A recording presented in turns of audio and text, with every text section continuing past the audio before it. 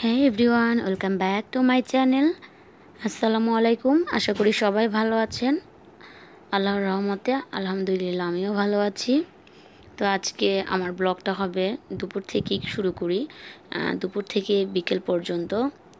আশা করব আমার সঙ্গেই থাকবেন আর আমার চ্যানেলটি সাবস্ক্রাইব করে রাখুন আর বেল আইকনটি ক্লিক করে দিন যেন আমার প্রত্যেকটা নিউ ভিডিওর নোটিফিকেশন আপনার কাছে সবার আগে চলে যায়। তাহলে আমি শুরু করছি। আর এটা হচ্ছে এটা ছোট বেগুন দিয়ে কিভাবে এটা করা যায় পাকোড়ার মতো, এটাই আমি দেখাবো আজকে। আমার ভিডিওর স্পেশাল হচ্ছে এটা আর রেসিপিটা আমার চ্যানেলে আছে, তারপরও আমি আবারও দেখাচ্ছি। তো যাই হোক, আমি শুরু করছি। আর যারা আমার চ্যানেলটি অলরেডি সাবস্ক্রাইব করে ফেলেছেন তাদেরকে আমি অনেক অনেক ধন্যবাদ, তাদেরকে অনেক ভালোবাসা এবং আগামী দিনগুলো আমার সঙ্গে থাকবেন আগামী দিনগুলো আশা করি। তাহলে শুরু করা যাক। তো দুপুরের জন্য আমি একটা স্যুপ করব। এটা হচ্ছে চিকেন স্যুপ। আমি এখানে নিয়েছি ফিশ বল, এটা হচ্ছে ক্যারট, এটা হচ্ছে গাজর, এক ধরনের গাজর যেটা অনেক লাল টকটকা থাকে, এটা কিন্তু অরেঞ্জ কালারের মতো না। আর এটা হচ্ছে ভরবটি। আর আলু নিয়েছি এটা আদাটা শুকিয়ে গেছে, বাট এটাই দিয়ে দিচ্ছি, গ্রানটা এখনও অক্ষুণ্ণ আছে, চলবে। তো আমি এখানে নিয়েছি চিকেন 4 পিস, আসলে বড় বড় সাইজের, তাই আমি 4 পিসেস নিয়েছি। এই এই চারটা দিয়ে আসলে আজকে আমি এই স্যুপটা করব। আমি দিয়ে দিলাম সবজিগুলো আর ফিশ বল। আর হ্যাঁ, আরেকটা কথা, যে সবজিগুলো কিন্তু আমি ধোয়ার পর কেটে কিন্তু ধুইনি। আসলে কেটে ধুলে কিন্তু সবজির গুণাগুণ চলে যায়। আর যেহেতু বড় করে সবজি কেটে ধুলে তেমন একটা গুণাগুণ যায় না, তারপরও আমি সবজিগুলো ধুয়েই কেটেছি। তারপর আমি এখানে দিয়ে দিব এটা হচ্ছে দারচিনি। দারচিনিটা আমি দিয়ে দেব 3-4টার মতো এলাচি। দারচিনি আর এলাচিটা দিব কারণ এটাতে দারচিনি আর এলাচিটা অ্যাড করে, যেহেতু আমি এখানে চিকেন নিয়েছি, সো এটা আমি অ্যাড করব। আর এটা হচ্ছে সিঙ্গাপুরের এই চিকেন স্যুপটা খুবই ফেমাস। এটা আসলে চাইনিজরা বেশি পছন্দ করে। দিয়ে দিচ্ছি একটা তেজপাতা। আর এই রান্নাটা আমি আমার শাশুড়ি মার কাছ থেকে শিখেছি। আর এটা নামানোর 2-3 মিনিট আগে একটা টমেটো কেটে দেওয়া যায়, তাহলে আরেকটু পুষ্টি হয়, অনেক একটা হেলদি একটা ফুড যাদের। এখানে দিয়ে দিলাম আমি লবণ। যারা ডায়েট কন্ট্রোল করছো তারা এরকম ধরনের একটা স্যুপ খেতে পারো। এটাতে কিন্তু কোনো ফ্যাট নেই। হ্যাঁ, চিকেন আছে, ঠিক আছে, বাট চিকেনটা অ্যাভয়েড করে এখানে আমি ফিশ বল দিয়েছি। প্রত্যেকটা সবজি কিন্তু আমাদের শরীরের জন্য অনেক পুষ্টিকর। দিয়ে দিব এখানে আমি পর্যাপ্ত পরিমাণ পানিটা একটু বেশি দিতে হবে যেহেতু স্যুপ, সো পানিটা দিব আমি। এই এই পানিটা যে দিয়েছি, এটা আমি শুধু এগুলো সিদ্ধ করব, তার মানে আমার আরেকটু পানি দিতে হবে শুধু স্যুপের জন্যে। তো আমি আরেক বাটি পানি দিয়ে দিচ্ছি। আর আমি সুন্দর করে এটাকে আমি চুলায় বসিয়ে দিব। তো চুলায় বসিয়ে দেওয়ার পর আমি এটাকে জাল দিব। আর এটা বসিয়ে আমি একটু নিচে গিয়েছিলাম, আমার এই স্যুপের মশলাটা শেষ হয়ে গেছে যার জন্যে। আর আমি এখানে অ্যাড করছি, একটু বলক আসার পর কাঁচামরিচ আর একটু পেঁয়াজ অ্যাড করে দিলাম। শুরুতে অ্যাড করিনি, কারণ কাঁচামরিচটা শুরুতে অ্যাড করলে কিন্তু একদম গলে যাবে, যার কারণে অ্যাড করিনি। ঝালটা বের হয়ে গেলে কিন্তু বেবিরা খেতে পারবে না। এখানে আমি নিয়েছি এই চিকেন স্যুপ মশলাটা। এই মশলাটা আসলে অনেক ভালো। তোমাদের হাতের কাছে যে কোনো চিকেন স্যুপ মশলাটা থাকলে সেটা অ্যাড করা যাবে। এটা হচ্ছে বাবা কোম্পানির, এটা হচ্ছে বাবা স্যুপ মিক্স, দেখতেই পাচ্ছ, আর অবশ্যই হালাল, দেখতে পেরেছো। আর এই স্যুপটাতে যদি গ্রিন গ্রাস দেওয়া যায় তাহলে আরও বেশি ভালো, বাট আমার হাতের কাছে ছিল না, যার কারণে আমি দিইনি, থাকলে অবশ্যই দিতাম। তো যাই হোক, আমার মশলাটা আমি ঢেলে নিচ্ছি। আর এখান থেকে আমি আজকে 2 টেবিল স্পুনের মতো ইউজ করব। আর এই স্যুপটা অনেক অনেক হেলদি বেবিদের জন্যে, রুগীদের জন্যে, মুরব্বীরা যারা আছে পেশেন্ট তাদের জন্য। আর এখানে আমি টমেটো দিয়ে দিয়েছি। আর এখানে দেখতেই পাচ্ছ একটু হলুদ আর একটু জিরে গুঁড়ো। তারপর আমি এখানে দিয়েছি স্যুপ মশলাটা, দিয়ে আমি হালকা হাতে একটু নাড়াচাড়া করে দেব। নাড়াচাড়া করে আমার এগুলো কিন্তু বয়েল হয়ে গেছে। আর বয়েল হয়ে যাওয়ার পরে কিন্তু আমি মশলাগুলো অ্যাড করেছি। তো আমি এই পর্যায়ে এখন দিব কিছু কিছু না, মানে 1 কোয়া রসুন দিয়ে দিলাম, কারণ রসুনটা আগে দিইনি, তাহলে ছড়িয়ে যাবে গ্রানটা বেশি। আর আদাটা কিন্তু স্লাইস করা অল্প দিতে হবে, বেশি দিলে হয় কি এটা একটু তিতা ভাব হয়ে যায়। তো আমি এখানে কেটে নিচ্ছি বেগুনগুলো, আর একটা বেগুনের পাকোড়া করব। আর এই বেগুনটা বটি ছাড়া এটা নাইফ দিয়ে কাটা যাবে না সাইজ করে। তো বেগুনগুলো অনেক দিন হয়ে গেছে, আসলে আমি নিয়েই আসছি শুধু এটা খাওয়ার জন্যে। বাট বেগুনগুলো এনে ফ্রেশ ফ্রেশ করলে জিনিসটা ভালো লাগে। বেগুনটা ভিতরে একটু বিচিগুলো কালো হয়ে গেছে, বাট বেগুনটা একটু ভালো করে দেখতে হবে ভিতরে কোনো পোকা আছে কি না, দেখে সুন্দর করে এইভাবে কেটে নিচ্ছে। আর এটা হচ্ছে আমার বড় আপুর কাছ থেকে শেখা। যখন আমরা ছোট ছিলাম আমার বড় আপু সবসময় এটা করতো, আমাদের দুপুরে খাবারের একটা তালিকায় এটা থাকতো। আর এটা কিন্তু গরম ভাতের সঙ্গে অসাধারণ লাগে। তো আমি আজকে এটা করব। আর এটা করে দেখতে পাচ্ছ এটা একটা ফুলের মতো হয়ে গেছে। বটাটা কিন্তু ফেলে দেওয়া যাবে না, ফেলে দিলে হবে কি তাহলে কিন্তু বেগুনটা ছুটে যাবে। তো আমি এইভাবে সুন্দর করে করে নিচ্ছি। করে নিয়ে আমি যেটা করব যে এটা লবণ পানিতে ভিজিয়ে রাখবো, ম্যাক্সিমাম আধা ঘন্টা ভিজিয়ে রাখতে হবে। কারণ কেননা বেগুনে অনেকে চুলকানি হতে পারে, সেটা যদি করা যায় তাহলে কিন্তু আসলে চুলকানিটা হয় না। আর এই জন্যে কিন্তু আমি এই লবণ দিয়ে ভিজিয়ে রাখবো বেগুনটা, কারণ লবণ দিয়ে ভিজিয়ে রাখার ফলে হয় কি বেগুনের থেকে সমস্ত লাল যে ভাব এগুলো কিন্তু পানির সঙ্গে মিশে চলে আসে। আমি তোমাদেরকে দেখাবো যে কতটা কালার হয়ে গিয়েছিল বেগুনের এই পানিটা ভিজিয়ে রাখার কারণে। তো আমি প্রত্যেকটা বেগুন এইভাবে কেটে নিচ্ছি। আর এই বড়াটা খেতে এত মজা আমি ভাষায় প্রকাশ করতে পারবো না, খুবই খুবই টেস্টি। তবে ফ্রেশ বেগুন দিয়ে করলে এটা আরও বেশি টেস্টি হয়। যেহেতু আমি আজকেরটা আমার ফ্রেশ ছিল না বেগুনটা, আমি এনেছিলাম শুধু এটার জন্য, বাট বাচ্চাদের একটু ঝামেলার জন্য আর করতে পারিনি, একটু অসুস্থ ছিলাম। তো আজকে করে নিচ্ছি। তো সবগুলো বেগুন আমি এইভাবে করে নিব। আর এই যেভাবে আমি করছি এভাবে কিন্তু আসলে নাইফ দিয়ে করলে কিন্তু নষ্ট হয়ে যেতে পারে, এই জন্য আমি বটি ইউজ করেছি।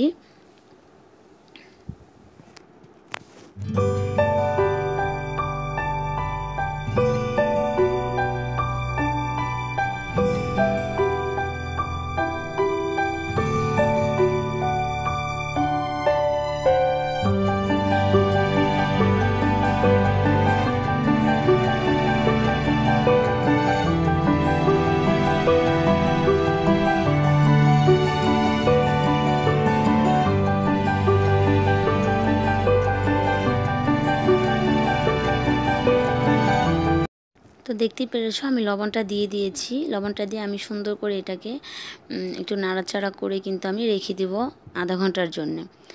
আর এই দিক দিয়ে আমি আমার হাজব্যান্ডের জন্য কিছু ফিশ ফ্রাই করে নিচ্ছি। আর এই ফিশটা আসলে আগে আমি পুরো ফিশটাই ভাজতাম, বাট আসলে পুরো ফিশটা ভাজলে দেখা যায় কি যে ফিশের ভিতরে অনেক সময় মশলা বা লবণ যেতে চায় না, যার জন্য আমি আজকে কেটে ভাজবো। আর এই ফিশ ভাজাটা এইভাবে কেটে ভাজলে অনেক মজা লাগে। এটাকে রূপচাঁদা বলে, কিন্তু রূপচাঁদার ভিতরে কিন্তু আরও 2টা সাইজ আছে এই ফিশ, ওইটা আমি দেখাবো আরেকদিন। আর আমি সুন্দর করে মশলাগুলো মাখিয়ে আমি এখন ফিশটা ভেজে নেব। আসলে আমি যাই করি না কেন আমার পিচ্চির আব্বুর জন্যে ওদের জন্য আসলে ফিশটা ফ্রাই করতে হয়, বিকজ ওদের আব্বু আসলে ফিশটা ছাড়াও একদিনও চলে না। আমি যাই কিছু করি না কেন ওর যে কোনো খাবারের তালিকায় ফিশটা থাকবে। তো এই জন্য আমার প্রতিদিন হচ্ছে ফিশ আমার প্রতিদিনের সঙ্গী, এটাকে আমার করতেই হবে প্রতিদিন। তো আসলে ফিশটা প্রতিদিন খাওয়া যায়, আমাদের শরীরে কোনো ক্ষতি হয় না, এটা আমরা অনেকেই জানি না বা অনেকেই জানি।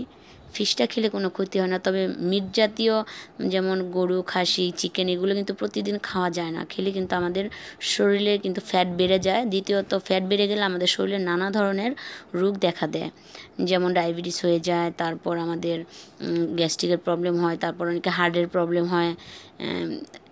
একমাত্র মোটার জন্য প্রেশার বেড়ে যায়। তো আসলে আমাদের শরীরটা যদি এত মোটাও না এত চিকন না, যদি মিডিয়াম সাইজ থাকে তাহলে কিন্তু আমাদের শরীরের জন্য ভালো, আমাদের জন্য ভালো, রোগ জীবাণুটা বেশি একটা হয় না। তো যেটা করব আমি ফিশগুলো আমার ফ্রাই হয়ে গেছে, আমি এখন ফিশগুলো নামিয়ে নিব। আর এই দিক দিয়ে আমার স্যুপটা হয়ে গেছে, স্যুপটা আমি কিছুক্ষণের মধ্যে আমি ঢেলে আমার লাঞ্চ বক্সে নিয়ে নিব। আর যেটা বলছি যে আমি এখন কিছু সবজি বলতে একটু শাক, পালং শাক, পালং শাকটা আমি রান্না করব। আজকেও পালং শাক নিয়ে আসছি।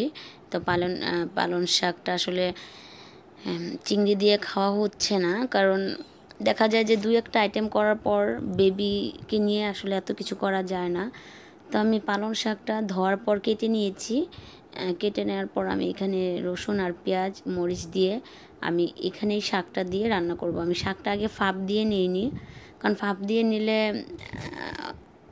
দিয়ে নেওয়ার পর কিন্তু এভাবে ভাজা যায়। তারপর আমি একবারে বসিয়ে দিচ্ছি, কারণ বেবি নিয়ে এত ঝামেলা করব না।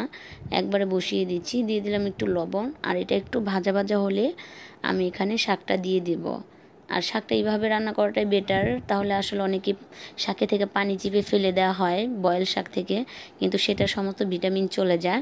তো আমি এইভাবে আগেই পেঁয়াজটা সুন্দর করে ব্রাউন করে আমি এখানে শাকটা জাস্ট একটু পানি উঠলেও সমস্যা নেই, কিন্তু শাকটা ঝরঝরা খেলে মজা লাগে আমাদের, বাট সেটাতে কোনো পুষ্টি থাকে না। কিন্তু একটু পানি পানি থাকলে সমস্যা নেই, শুকিয়ে নেওয়া যায়।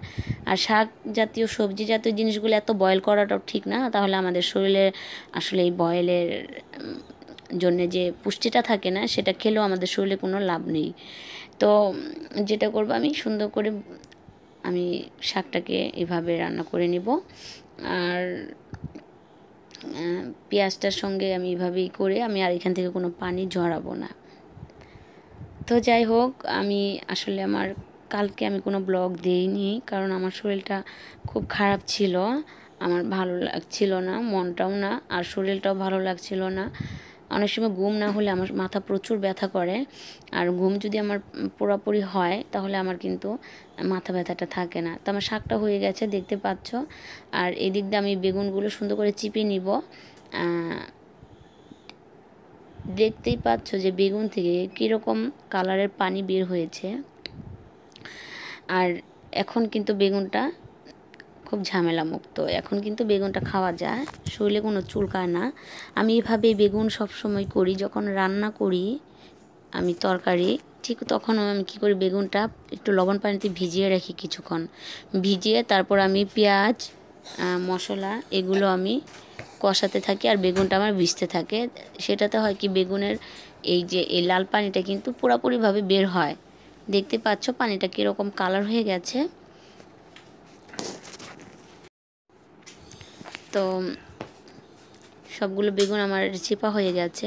চিপে না নিলে বেগুনের ভিতরে কিন্তু পানি থাকে, আর দেখতেই পাচ্ছ পানিটা কতটা রঙের মতো দেখা যাচ্ছে। তো বেগুনগুলো আমি এক সাইডে রেখে, তো আমি একটু ওর সঙ্গে দুষ্টুমি করছি। ওকে আমি গোসল করিয়ে দিয়েছি, শাওয়ার করার পর ও খেলতেছে। ও এগুলাই করে, আমার প্রত্যেকটা জিনিস নিয়ে এরকমই নষ্ট করবে, খেলবে। এত টয়েস থাকা সত্ত্বেও সে এগুলা করে। কি করব আমি, আমার চামিচ, তারপর আমার পেচুলার, তারপর হাঁড়ি পাতিল, তারপর যত কিছু আছে আমার বাটি যা আছে সব ও নিয়ে খেলে। তো আমি এখানে নিয়েছি চালের গুঁড়োর সঙ্গে একটু কর্নফ্লাওয়ারটা নিয়েছি, নিয়ে আমি এখানে মশলা বলতে কি একটু হলুদ মরিচ জিরে গুঁড়ো ছাড়া আর কিছু দিইনি। আর তোমরা যদি চাও একটু চাট মশলাটা দিতে পারো, আমি একটু চাট মশলাও দিয়েছি, দিয়ে লবণটা দিয়ে সুন্দর করে আমি মিক্স করে নিচ্ছি। মিক্স করে আমি এখানে পানি দিয়ে ব্যাটারটা তৈরি করব। তো পানি দিয়ে আসলে মিশ্রণটা কেমন হবে আসলে এটা দেখানোর কিছু নাই, এটা আসলে সবাই জানে যে একটা কিছু ভাজতে গেলে মিশ্রণটা কতটুকু পারফেক্ট হওয়া দরকার। তবুও বলতেছি আমি তাদের জন্য যারা নতুন গৃহিণী, যাদের নতুন বিয়ে হয়েছে তাদের জন্যে। তো অল্প অল্প পানি দিয়ে এটাকে মিশ্রণটাকে সুন্দর করে করতে হবে। একসঙ্গে পানি দিলে এটা কিন্তু বেশি নরম হয়ে যেতে পারে, বেশি পাতলা হয়ে যেতে পারে, যার কারণে আমি অল্প অল্প পানি দিয়ে মিশ্রণটা করে নিয়েছি। ঠিক এরকম হবে।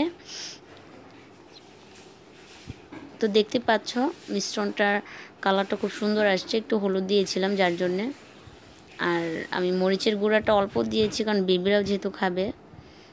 তো আমার এই মিশ্রণটা হয়ে গেছে। তো আমি এখানে বেগুনগুলো সুন্দর করে দিয়ে তারপর আমি এটাকে ভাজবো, ডিপ ফ্রাই ভাজবো এটা, কারণ ডিপ ফ্রাই না ভাজলে হবে কি, যেহেতু আমি এটাকে মিশ্রণটার মধ্যে একদম ডুবিয়ে এটাকে আমি ভাজবো, তো এটা অল্প তেলে ভাজলে ভালো লাগবে না, আমি এটাকে ডিপ ফ্রাই করে ভাজবো।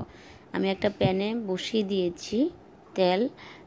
তো আমি এইভাবে নিয়ে দেখতে পাচ্ছ যে বটাটা এইভাবে ধরে মিশ্রণটার মধ্যে এইভাবে দিয়ে তারপর এটাকে ভাজতে হবে। তো আমি একটা দেখাচ্ছি তোমাদের আমি যে কীভাবে করছি। তো এইভাবে নিয়ে, আর চামচটা কিন্তু আমি সরাইনি, কারণ অনেক সময় দেখা যায় যে মিশ্রণটা একটু নিচের দিকে চলে যায়, তখন আমি চামচটা দিয়ে একটু নাড়াচাড়া করে আবার মিক্স করে নিই, যার কারণে চামচটা রেখেছি। আসলে অনেক সময় অনেকে বলে যে কেন এত কথা বলো, আসলে কথা না বললে তো অনেকে বুঝবে না, কারণ আমার কমেন্টসে অনেক প্রশ্ন আসে যে আপু এটা কেন হইলো, আপু এটা কতটুকু দিছো, আপু এটা কিভাবে করব, কারণ তারাই কিন্তু নতুন গৃহিণী।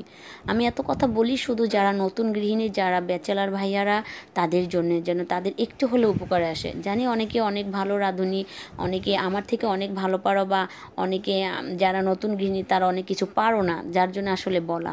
আসলে শিখার কোনো শেষ নেই, আমরা ছোটোদের কাছ থেকেও শিখার আমাদের আছে, বা বড়োদের কাছ থেকেও শিখার আছে। তো যাই হোক, আমি প্রত্যেকটা এইভাবে ভেজে আমি একটা কিচেন টাওয়েলের উপরে রেখে দিচ্ছি, যেন এখানে যে তেলটা যেন সুন্দর করে সোপ করে নেয়। তো নতুন গৃহিণীদের জন্য আসলে এত কথা বলা হয়, কারণ ওরা অনেক সময় প্রশ্ন করে যে আপু কতটুকু দেবো, আপু এটা কীরকমভাবে করব, সেই জন্যে বলি। আর যাদের কথা বা যারা আমার কথাটা পছন্দ করবে না, বা আমার ব্লগ ভালো লাগে না, বা তাহলে আমি চাই না যে তারা সময়টা নষ্ট করে আমার ব্লগটা দেখো। আমি বলেছি যদি কোনো ভুল ত্রুটি হয় তোমরা ধরিয়ে দিবে, বাট খারাপ কমেন্টস করাটা আসলে ঠিক না।